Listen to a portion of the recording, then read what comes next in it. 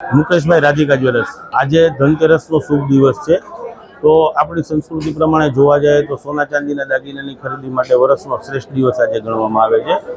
તો દરેક લોકો સુકન સાચવવા માટે પણ નાની મોટી ખરીદી કરતા જ હોય છે।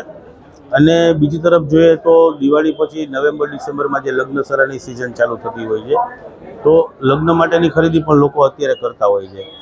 પરંતુ ગત વર્ષની સરખામણીએ જોઈએ તો ભાવ લગભગ 50 થી 60% જેટલો વધેલો છે, જેને લઈ અને ગ્રાહકોમાં થોડી અસર જોવા મળે છે।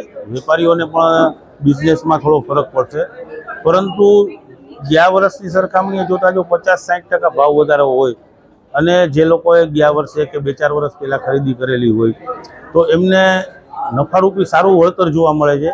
તો આવતા દિવસોમાં પણ ગોલ્ડનું આકર્ષણ જળવાઈ રહેશે અને લોકો ગોલ્ડમાં ઇન્વેસ્ટ પણ કરતા રહેશે।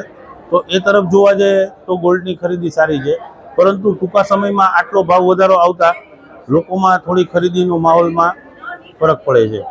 અને આવતા દિવસોમાં જે લગ્નસરાની મેં જે વાત કરી એ જોતાં પણ લોકો ખરીદી કરતા હોય છે, પરંતુ અત્યારે શું થાય છે કે જે 15 થી 20% ઓલ્ડ ગોલ્ડ એક્સચેન્જ થતું, જે અત્યારે 60 થી 70% જેટલું ઓલ્ડ ગોલ્ડ એક્સચેન્જ થાય છે, જે ભાવ વધારાને લઈને આ બને છે।